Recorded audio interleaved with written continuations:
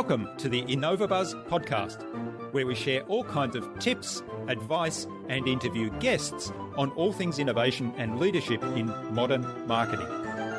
Each episode is a conversation with inspiring people who make wonderful contributions to our knowledge in these areas and spark curiosity and ideas to pursue. Join me, Jürgen Strauss from InnovaBuzz, and let's get into today's masterclass on this InnovaBuzz podcast.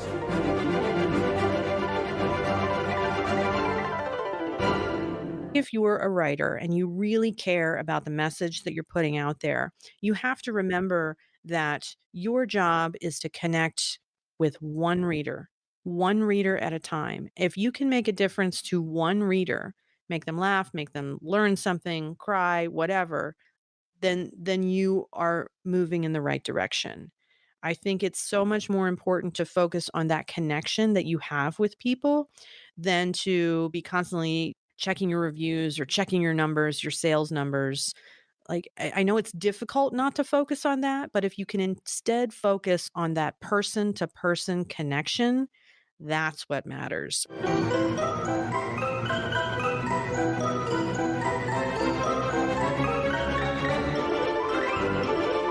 Hi there, Innovator. It's great to be back with another episode. I hope you've had an awesome week so far.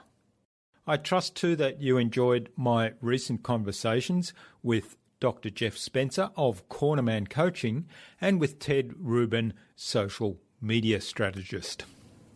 I'm really excited to have on the InnovaBuzz podcast as my guest today, Amanda Turner, who writes under the name A.K. Turner. Amanda is a writing coach and completes an average of 2 books each year, whilst also managing to travel for 4 months of every year as a part-time digital nomad.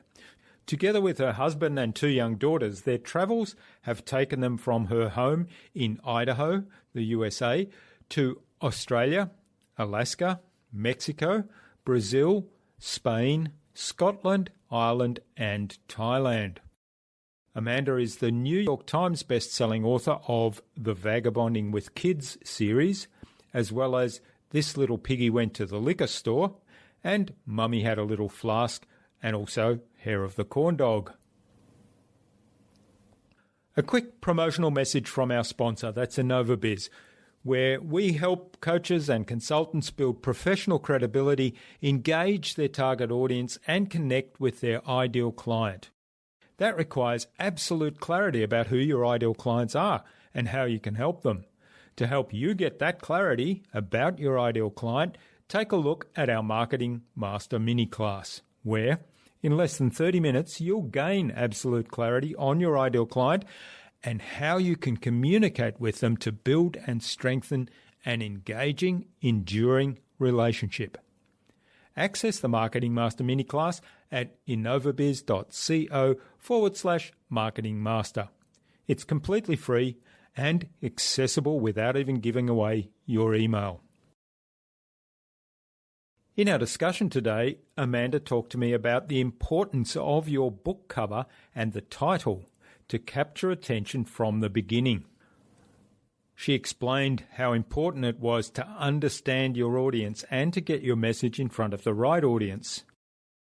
And she shared a secret about focusing your writing on one reader and really focusing in building a connection with that one reader. Without further ado then, let's fly into the hive and get the buzz from Amanda Turner.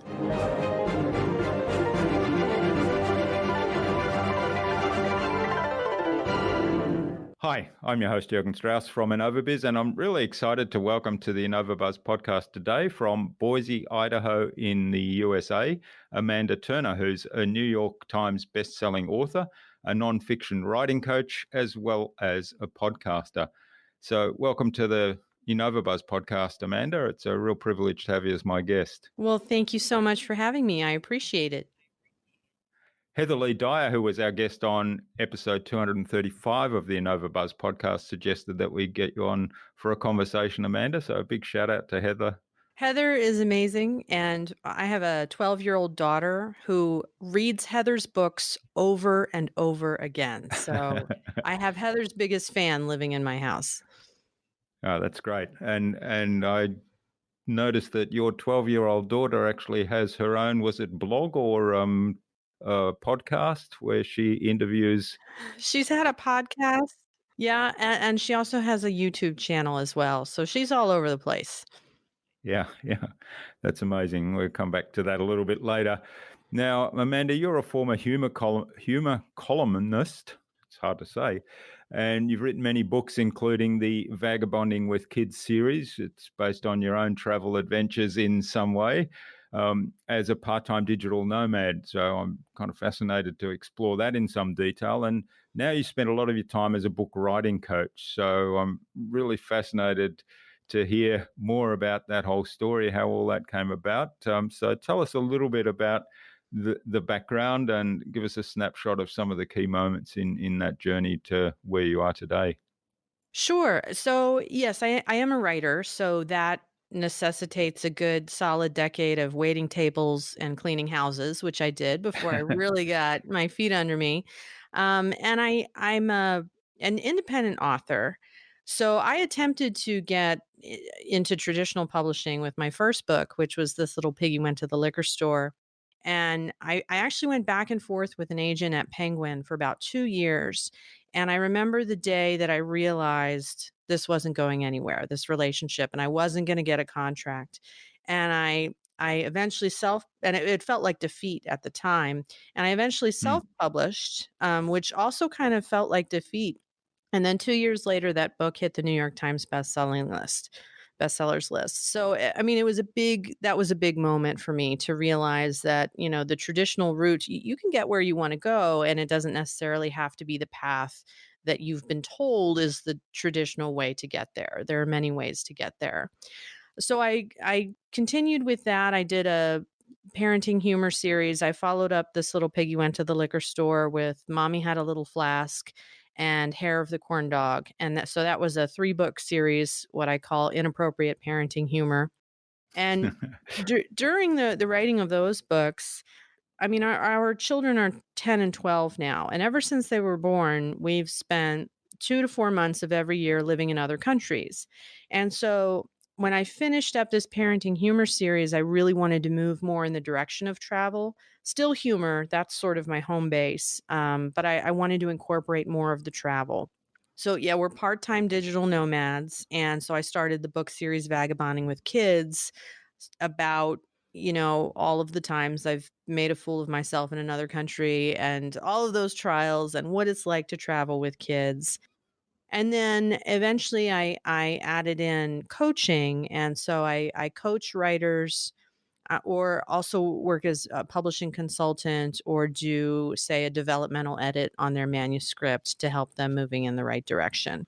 So that, in a nutshell, is where we are now. And my husband and I also we have a business together, and we organize mastermind retreats for couples and writers. I want to say in other countries, but really just in one other country, in Mexico. So I do a lot of different things, but writing has always been at the core of it. And yeah, that's it in a nutshell. That's fascinating. And I guess the other theme in there, I guess there's two themes for me there that I recognize, and that's humor coming through and the writing, but also the travel part of it and the retreat business is a really natural fit for that as well, I think. And I think I think humor lends itself to everything, but especially travel. Like, so many people learn of what we do and they say, "Oh, I could never do that." And I think, Mm, well, yeah, as long as you have a sense of humor, yes, you can that's right. Yeah. absolutely do it, but just make sure you pack your sense of humor. Everything else you can figure out. Hmm.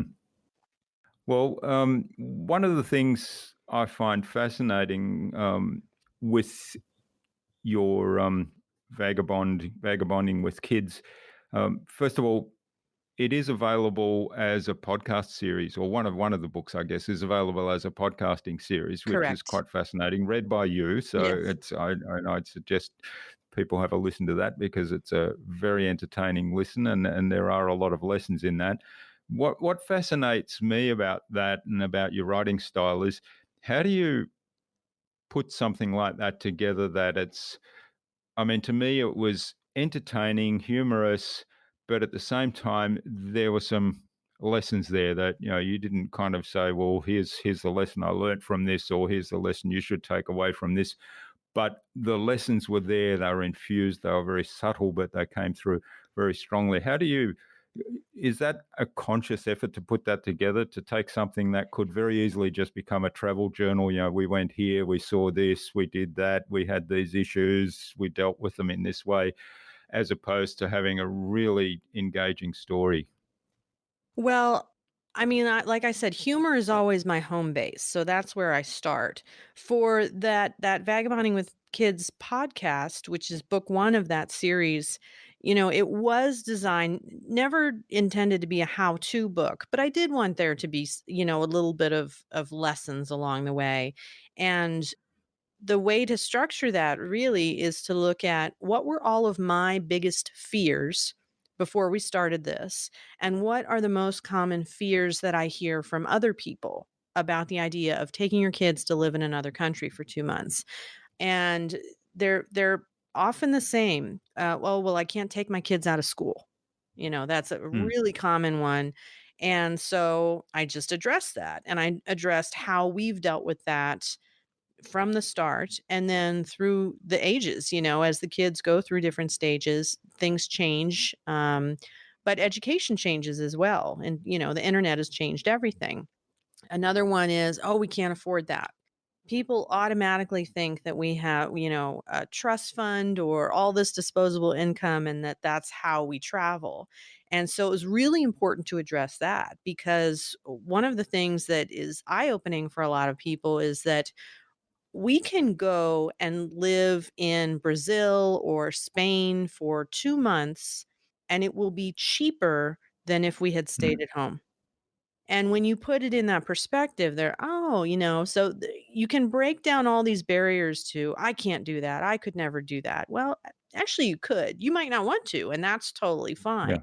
But in structuring that book to balance the humor and the engaging story with some sort of takeaway, I really started with what are people's biggest objections and fears, and what were my biggest objections and fears, and how did I overcome them along the way? Hmm.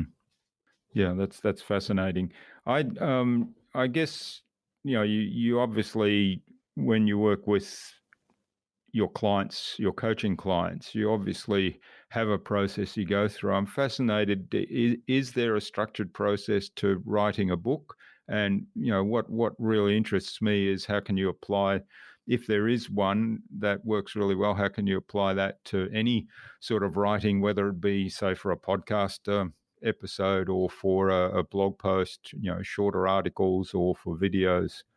So when I'm writing shorter posts, one of the best ways that one of the things that makes me most efficient in that is to always have a bank of ideas running, so that when if I have a block of time to sit down and write a post, I don't have time to sit there and stare at a screen for an hour. So if I have a bank Mm. of ideas always kept, then I know where I can pick one and go with it. In terms of a book, I'm very structured with that.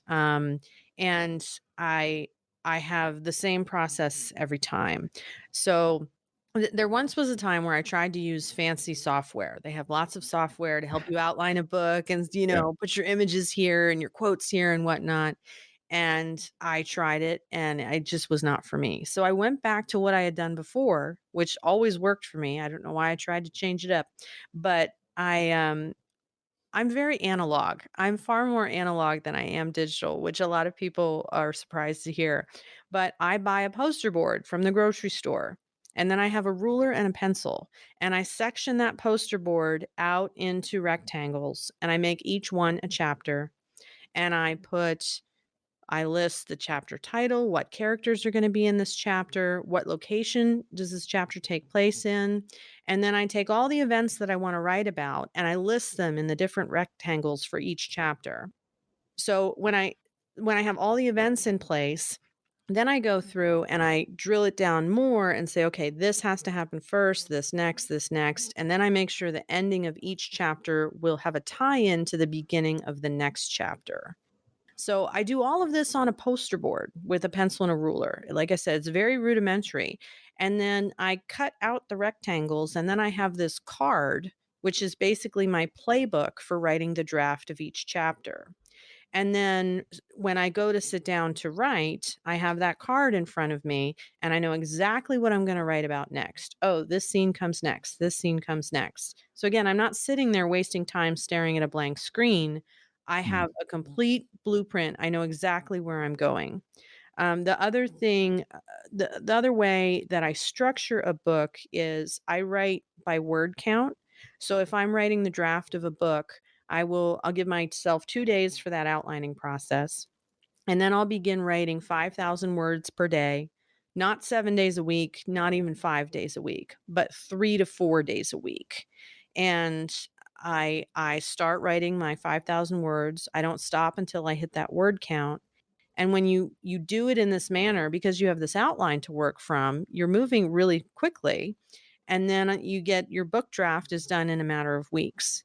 Now my first book was not this way. My first book took Yeah, yeah. years, but over time, by finding out what works for me and developing this process, I have it down to a system that causes me a lot less stress and much greater productivity. Mm, Yeah, that's a really nice structure, and as you say, it's something that works for you, so why change it? So, mm, I tell people all the time, like, if you're gonna I've taught classes just on the outlining process or just on scheduling your writing. And I say, if that's intimidating to you, knock that 5,000 word count down to 2,000 or 1,000, but you can schedule something and structure it in a way that is manageable for you.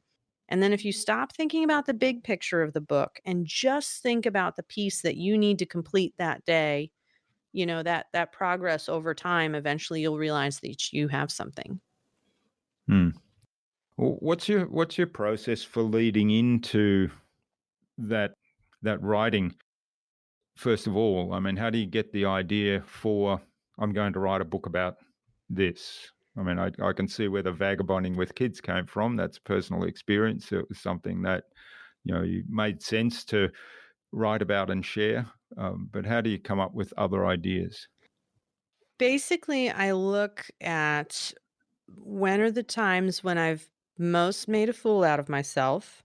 And so like I say, I'm firmly rooted in humor, and it's okay for me to write about other people and make fun of other people in my books, as long as I end up bringing the story back so that ultimately I am the butt of the joke.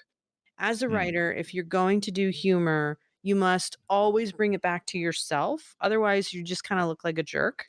But if you're willing to be authentic and vulnerable and talk about all your flaws and all the things where you just, maybe don't really excel, or the reality is different from what you picture in your mind, there's always good material there. And sometimes it's in you know, just the little daily acts of life that we find humor. It's not always a grand adventure. Like the vagabonding with books definitely follow the chronology of a trip. Um, Mm. we leave, this happens, and then we come back.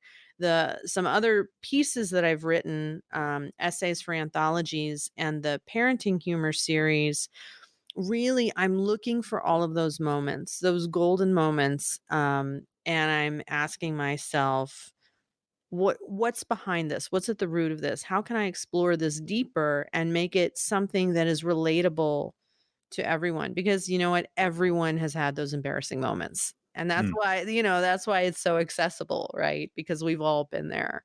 But I look for that, and then if I have a collection of those moments, I just look for what's the connection. The same way as when I outline, I look at the end of one chapter and how I'm going to tie it into the beginning of the next chapter. You can do the same thing with the funny moments in life, or the embarrassing moments in life. one always connects to the other. You can always find a connection. And when you do that, you're able to put together a story that really flows one chapter to the next. Yeah, yeah. Yeah, I think that, I mean, to me, that's seems like a big unknown to build that connection Mm. from a series of what might be short stories or isolated incidents.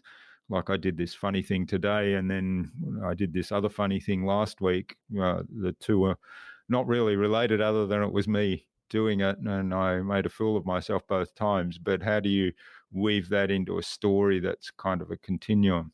Well, sometimes you can end a chapter with your determination that in the coming week you will not make a fool of yourself to the degree Mm, that you did. But then this happened, you know, and then this yeah. scenario came up. I mean, there's always a way to tie the things together. One of the tools that I use a lot in humor writing is putting down the internal monologue. Just like and when you're writing it, maybe that part of the text appears in italics so that the writer knows when they read this, oh, this is what she's thinking. Mm, But, you know, something that happens may be funny, but what really makes it funny is when you get into that person's head and you get to see all of the things that they're thinking and the fears that they're feeling, and when you let people in like that, then you can really get down to it, because again, that's relatable to everybody. Everybody has been in a mm, situation where maybe they're trying to keep their cool on the outside, but what's going on in their mind is just, yeah. you know, crazy. Yeah. Yeah. Yeah. Yeah, well, I think that you raised a point there, which I think above all else is really key, and that's to write in a way that's relatable and that the character, um, people can actually not only empathize with the character, but kind of almost transform that character, becomes part of them, or they become part of the character in the story. If you can be authentic enough and real enough and vulnerable enough, then the reader will feel that they know you know, because you've let them in. You're not just giving them the version of yourself that you wish you were. You know, Hmm. you're really letting them into your head, really. Yeah. Yeah, and I think there's some really good advice there for one of the things I've had lots of conversations about on this podcast is around marketing, and in today's digital age and age of marketing automation, how do you keep marketing personal or human to the level that we all want to be dealing with people rather than robots or artificial intelligence or automated email systems. And I think the message here is very consistent with how you do that in the marketing world, also as being very authentic and letting people in and relating to people at that human level. Absolutely. Yeah, there's and you know, some people present who they hope to be. But it doesn't matter how many screens are between you and another person. People can see inauthenticity right away. They, you know, it's Mm. very apparent. So I say, don't even try it. Just be you. You know, just put yourself out there because that's always going to be your best road. Hmm. All right. Now you described earlier about going with a traditional publishing route and not making the headway that you were hoping to make, and then heading down the self publishing. Mhm. Um, I guess with the self publishing, you'd probably have lots of experience in then marketing that book. So what are some of the things that you learned from that exercise in terms of once the book was published, how did you then market it? One of the first things that I learned is to throw out all of your expectations. Especially first time authors seem to think that, oh my gosh, I've published this book. I've finally done this amazing thing. Everybody I know will want to buy it. You know, all my relatives will buy it and review it. And you need to take all of those expectations and get rid of them because that's not the way it's going to happen.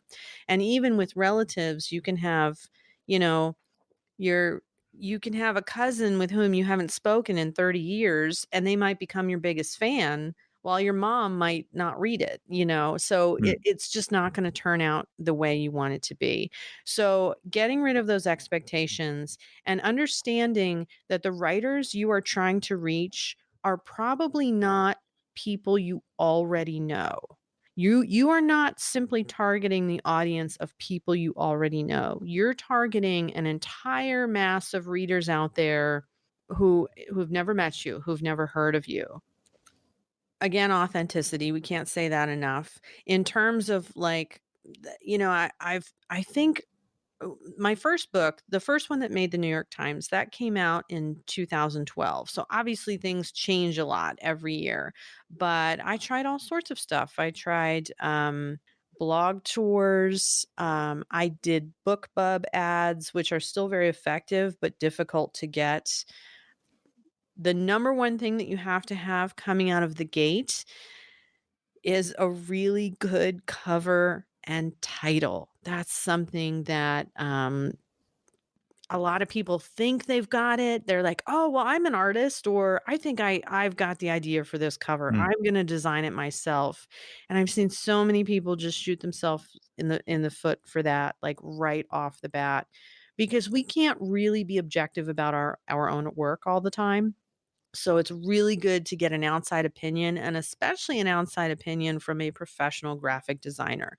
So that is not something I've ever done myself. I really outsource what I do. So when that first book came out, This Little Piggy Went to the liquor store. The cover was very dynamic. It has a vodka bottle and a pacifier on it. So it's like these two conflicting objects. It's mm. very edgy. And then the title is edgy too, having something that people associate with a nursery rhyme associated with liquor store, you know? So you have to have something that's gonna catch people's eye, especially when you're starting out. Then from there, pursuing any sort of venue where you can get in front of people with similar interests is huge. That doesn't mean going to a writers group and trying to sell your book, because all of those writers are also trying to sell their books. And so a lot of times people think, "Oh, writers, these are my people. They'll buy my books." No, that's just like your family. It doesn't mean just because 'cause they're Yeah. family, they're gonna buy your book. So really understanding who it is you're trying to reach, and then finding the most effective way to deliver your message. And I think a lot of that comes through trial and error. Some people love Twitter, some people love Instagram. I think it's also a mistake for writers to be like, "Oh, I have to do this and this and this and this and this." No, you don't have to do those things. You need to find out what is most effective in getting your message in front of your audience. And that doesn't mean that that's the same as what somebody else is doing. Even if another writer is in your same genre and they're having a lot of success on LinkedIn, that doesn't mean that you translate the same way on that platform. So I think recognizing that and not just trying to mimic the successes of the people you admire, but really finding your own way and where you are most comfortable. Any writer who's trying to market themselves on a social media platform on which they are not comfortable is probably not going to reach a lot of people. Hmm. Yeah. Well, I think there's one really key message there for me, and I'm probably sensitive to this one, but it's really understanding who your audience is, and then having a really captivating message for them, which Mhm. starts with the cover and title, but then speaking to them where they're likely to be, where you're likely to find them. Yeah. And today, of course, a lot of that is on social media, but so, as you say, some of them may be in one platform versus the other platform. I also love one-on-one, face-to-face contact. I mean, you can read things till you're blue in the face about scale. And yes, all of that is important. But I think if you're a writer and you really care about the message that you're putting out there, you have to remember that your job is to connect with one reader at a time. If you can make a difference to one reader, make them laugh, make them learn something, cry, whatever, then you are moving in the right direction. I think it's so much more important to focus on that connection that you have with people than to be constantly checking your reviews or checking your numbers, your sales numbers. Like, I know it's difficult not to focus on that, but if you can instead focus on that person to person connection, that's what matters, because you don't want the people who are just gonna buy your book and maybe read it, maybe not. You want the person who's gonna buy your book, you're gonna connect with them, and then they're gonna tell everybody they know about this book. For Mm. Christmas, they're gonna buy 10 copies of your book to give to you're creating an evangelist there for your work. So, I Yeah. don't in this age of scale and internet, I don't wanna ever lose sight of the fact that nothing really trumps that really strong one-on-one connection. Mm. Yeah, and that's great advice. And I think, the like the marketing circles that I move in, where we talk a lot about the human marketing, is very focused on that connection. And I was reading something the other day about email marketing, and it had that message. It said, one topic, one person, one call to action, and Mhm, very focused on the one person. mhm. And also podcasting. I think a lot of the really good podcasters are now saying, when you're doing a podcast, particularly if it's a solo podcast, you get on and you speak to one person, one Mhm, listener. mhm. And yeah, so that's really good advice. And I think that sort of is a really powerful tool. And as you say, the ripple effect of that, building that connection, can be huge. That's what you want. That's what you're after. Mm, And that concept also translates to when you're writing a book. If you're writing and you're struggling with my audience, what will my audience like? Pick one person. Imagine mm. one person who you know, who you care about, and write to them.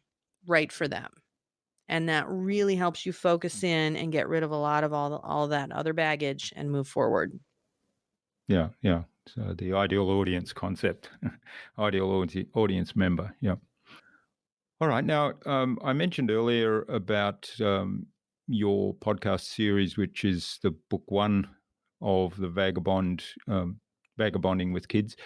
Did Was that a conscious strategy? What was your thinking behind doing that first book as a podcast?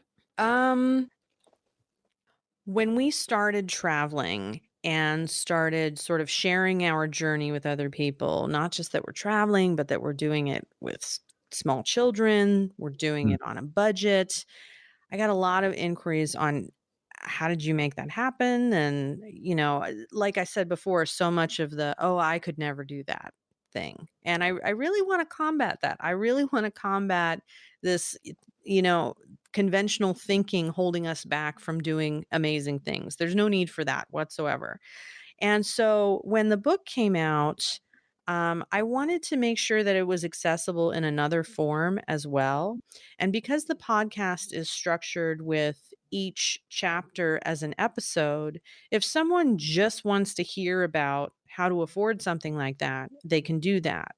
If someone just wants to know what the experience is like of taking your kid out of school for a few months and how you navigate that world, they can do that.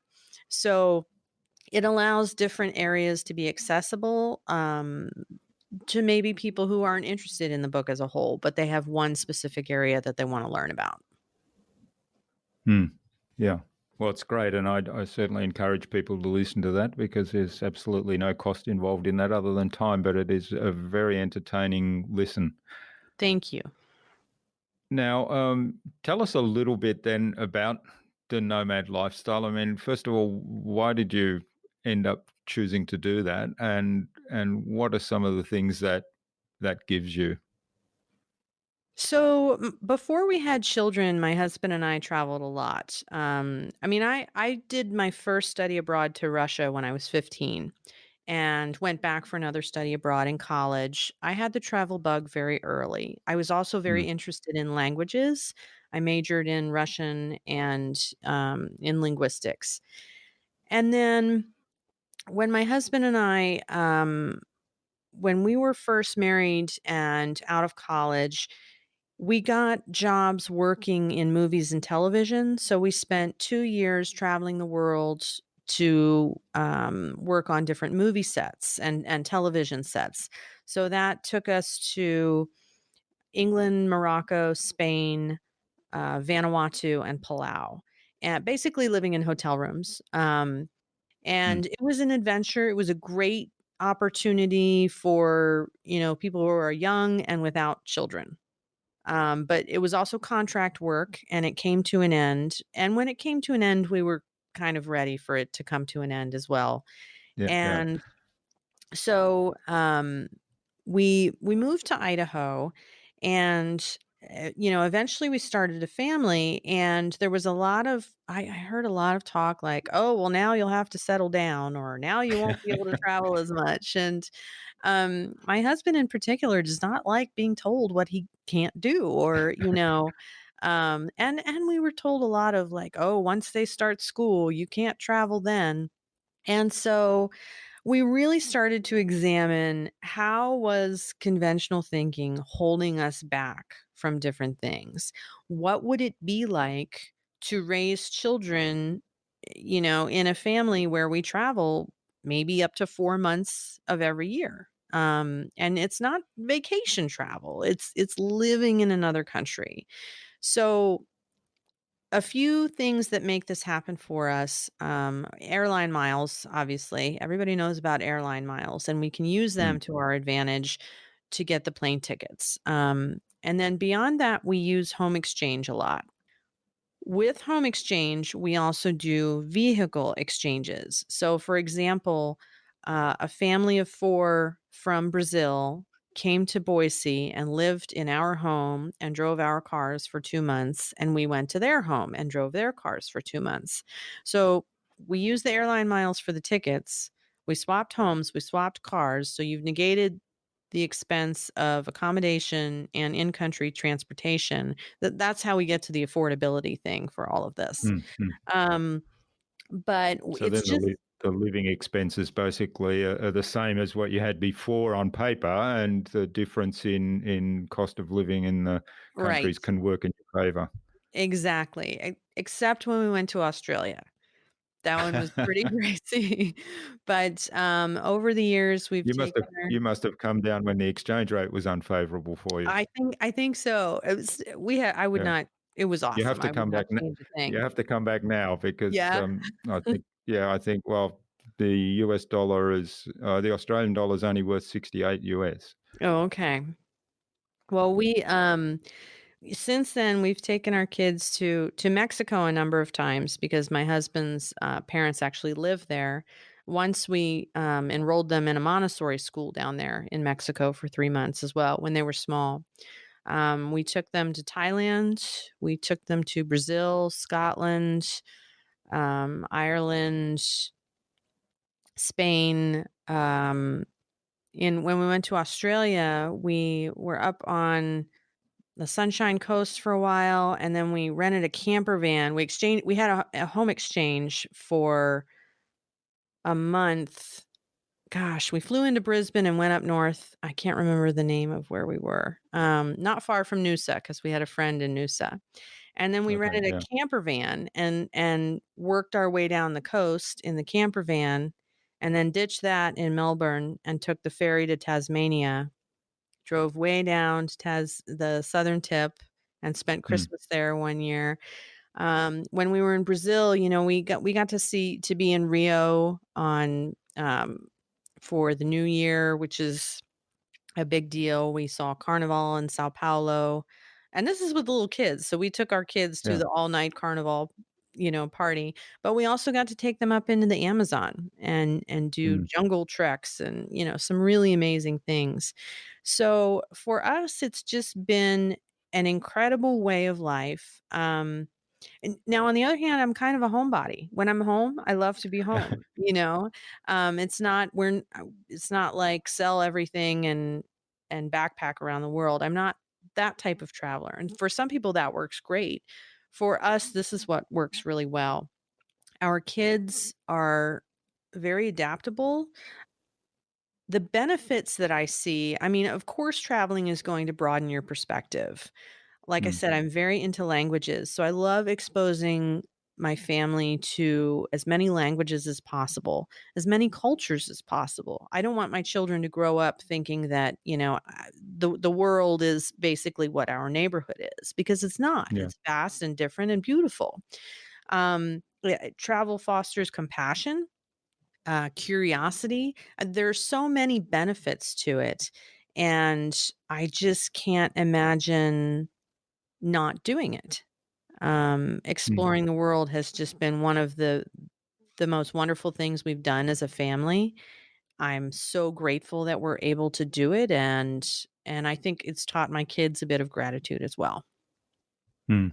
Yeah, and you mentioned one of the challenges being the education of the children, but I think the education they're getting through this travel is hugely valuable. And I remember when I was a young kid at school, my parents did a trip to Europe for 4 months and took me and my sister out of school, and they went to see the principal at the time to say, could he put together a program for me to, keep my schooling going while we were over there. And he said to them, look, there's no point. Just make sure that he keeps his eyes and ears open and watches what goes on around him, and that'll be the best education he can have in the next 4 months. I think that is So, fantastic, and we've mm, had similar experiences with some teachers. The first time we approached teachers and said, "We're taking our kids out of school for 2 months," I was terrified, like they're gonna slap my hand with a ruler or something, yeah, yeah. and the teachers have always been wonderful and really understanding of that this is an education in itself for these children. Yeah, and as I mentioned earlier, your daughter has her own podcast, and you said YouTube channel as well. I didn't find that one, but I'll have to check that out. And she, speaks to people in all these different countries and has conversations with them about their experience and their perspective on the world, which is fabulous. Yes, she is not an introvert. So, we've been finding ways over the years to help her express herself. And yes, Yeah. All right. Well, this is absolutely fascinating, Amanda. I could go on talking travel for ages with you and learning more about the countries, but I guess I'm going to have to put them all on my bucket list and start do more travel myself. I've probably done enough travel in my corporate life, but it's different when you're doing business travel than if you're doing it as a kind of live in a country and experience the life there for a few months. I think that's fascinating. But it's a good point now. I'm looking at the time to move on to the buzz, which is our innovation round, and it's designed to help our audience who are primarily innovators and leaders in their field with some tips from your experience. So I've got a series of 5 questions. They're kind of geared to business, but I'm sure that from your experience in business and in writing and in traveling, that you'll have some really great answers for us and inspire people to go and do something awesome today. I'm ready. What's the number one thing you think anyone needs to do to be more innovative? Prioritize their personal happiness. No one is responsible for anyone's personal happiness other than you. I think if your mental, physical, and emotional well being are not dialed in, then you have not created the space to be innovative. Yeah, I love that. I'd love, and I particularly love that, your personal happiness is your responsibility. So Absolutely. just make it happen. All right. Now, what's the best thing you've done to develop new ideas? I would have to say to shed all adherence to conventional thinking. We are raised with this is how it is, this is how things go, this is what you do Mm, next. And I think you have to really have a mindset shift to be able to view that as separate and just one line of thinking and not necessarily the truth, the only option. So shedding recognizing that it's conventional thinking and then shedding that and looking at things in a new light. That's what I'm going to go with. Yeah. All right. Great. Well, I mean, it certainly opens up other possibilities, doesn't it? Yeah. And I think the risk with the conventional thinking, whilst it might be a safety framework, is that it restricts you. Now, you spoke about the board that you use for structuring your writing. Is that your favourite resource, or do you have another favourite resource you want to share with us today? Um, I would say my partner, who happens to be my husband, is also a great resource. Your question on what a great tool is. We go have breakfast every morning, and just that time, it's after the kids have gone to school, right? That's our time to think, to brainstorm, and that's been huge.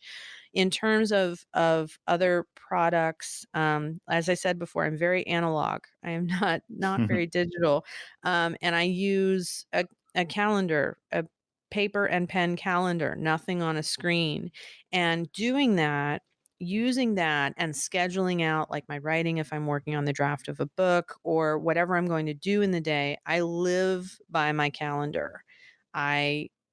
I it is my Bible, and so that is really important to me. But if I had to throw a digital one in there, I'd say we use Airtable, and that has been very helpful in organizing content and making sure that it is repurposed as needed and goes through the funnels that we've created to get out there.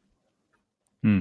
All right, that's great. Yeah, I think using a calendar to schedule time and putting tasks into the calendar is huge. That I'm seeing that benefit now. I've switched to another digital tool. I'm doing it digitally, but really scheduling time on my calendar. And one of the things I'm recognizing is I'm taking on too much.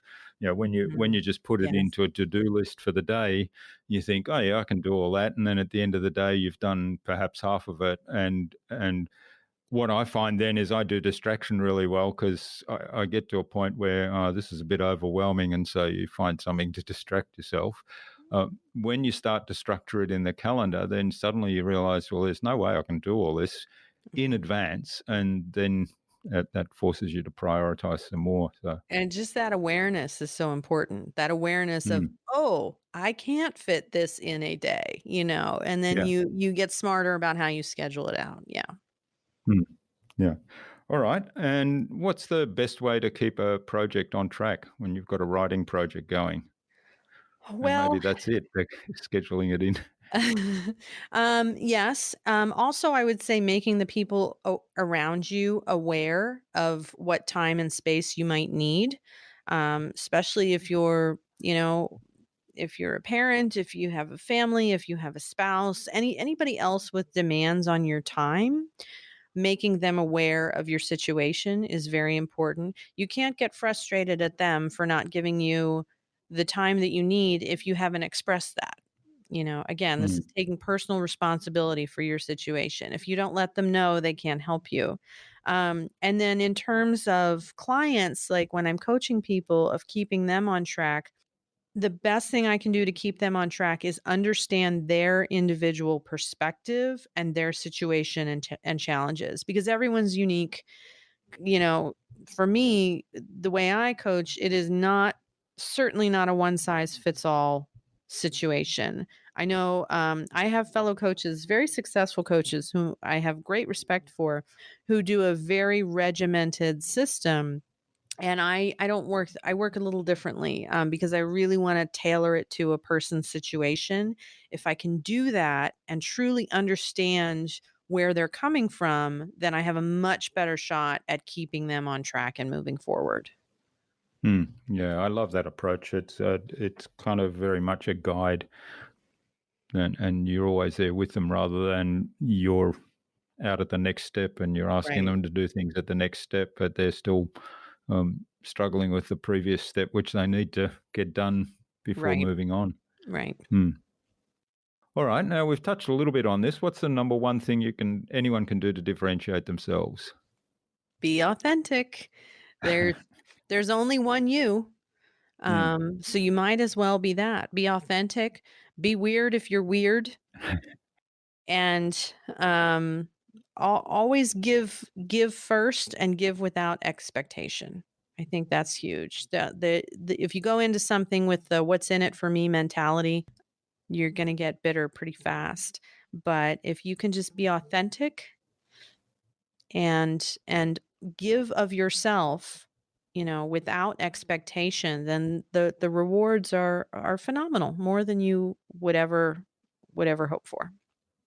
That's great advice. And I think that without expectation is a really big one. And it comes back to what you said in the first question about the personal happiness, because if you give without expectation, then there's no disappointment comes out of that. Whereas if you have a certain expectation and that expectation doesn't come about, then all of a sudden frustration creeps in and a little bit of regret as to what you did. And yeah.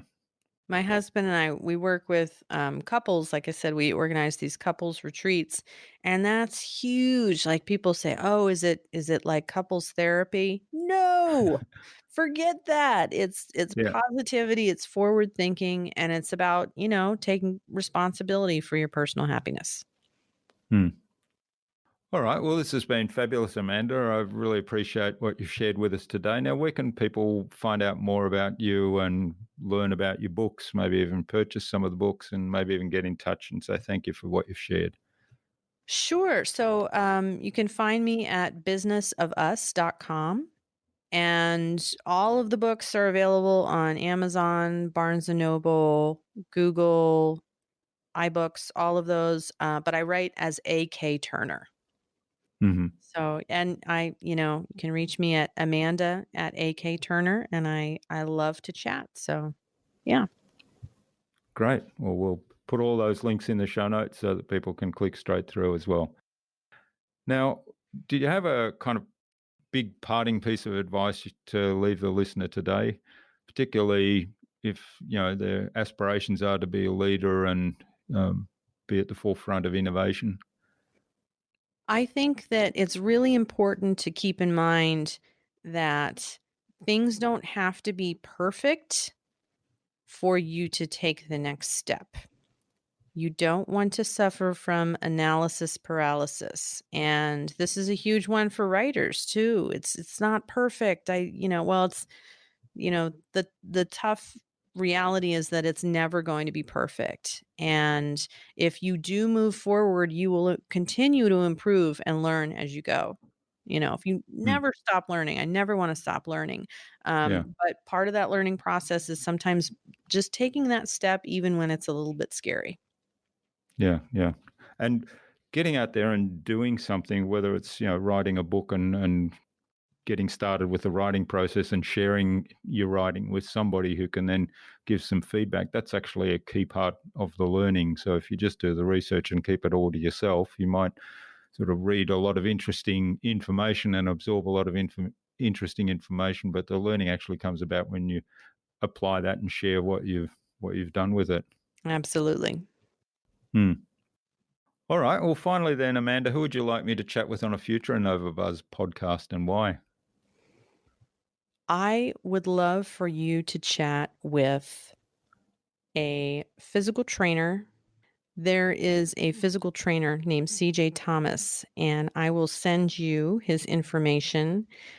But he is doing some really innovative things. He is an excellent speaker, excellent at connecting with the people who come to him for help, and I think he would be a wonderful guest. Great. Well, we'll get an introduction from you to CJ and get him on the podcast and have a conversation as well. Okay. Yeah, thanks so much, Amanda, for sharing your time and insights with us so generously today on the InnovaBuzz podcast. I've really learnt a lot. It's been inspirational to hear about your journey and your nomad traveling adventures and how you've made that happen for your entire family without breaking the bank as well, which is really important, I think. And I've really enjoyed it and learnt a lot. So I wish you all the best for the future. And if you're ever down in our neck of the woods again, please do reach out. As I say, the exchange rate's probably in your favour at the moment, so it might be worth a look. Well, thank you so much for having me, Jurgen. And I'm probably going to take you up on that because I'd love to do another trip down under. Okay. All right. Let's keep in touch then. Will do.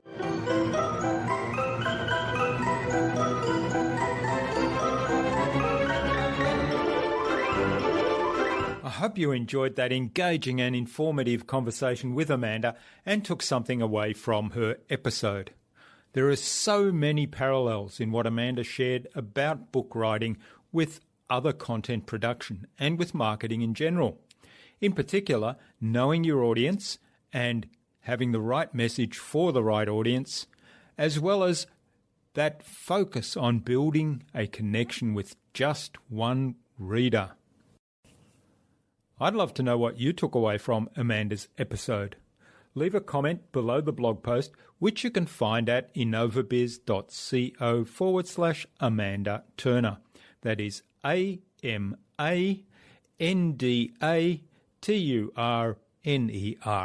All lowercase, all one word, innovabiz.co/Amanda Turner. You'll also find contact information for getting in touch with Amanda there, as well as links to her websites, to her books, to her social media pages, and the other resources we spoke about in today's conversation. Amanda suggested that we have a conversation with physical trainer CJ Thomas on a future InnovaBuzz podcast episode. So CJ, keep an eye on your inbox for an invitation from us to the InnovaBuzz podcast courtesy of Amanda Turner. Remember to check out our Marketing Master mini class at innovabiz.co/Marketing Master. It's completely free and accessible without even giving away your email. But most importantly, it will enable you in less than 30 minutes to gain absolute clarity about who your ideal client is and how you can communicate with them to build and strengthen an engaging, enduring relationship. And if you'd like our help to go even deeper into marketing mastery, or our help with producing your very own podcast, even launching your very own podcast if you don't yet have one, then send me an email to jurgen@innovabiz.co and we can set up a quick call to have a short conversation and find out whether we're a good fit for one another. And tune in again to the next episodes of the InnovaBuzz podcast, where we've got even more fantastic guests lined up, including James Hayes of Developmental Edge and Zachary Babcock of Underdog Empowerment. Stay connected with us by subscribing to the InnovaBuzz podcast at innovabuzz.com/subscribe. innovabuzz.com/subscribe. Make sure you never miss another episode. It would also mean a lot to me if you leave us a review, because what you think matters. I'd love to hear your thoughts, your ideas, your suggestions, or questions you have, so go ahead and share them in the comments below the blog post for this episode. Until next time, I'm Jurgen Strauss from InnovaBiz. Remember, be awesome and keep innovating.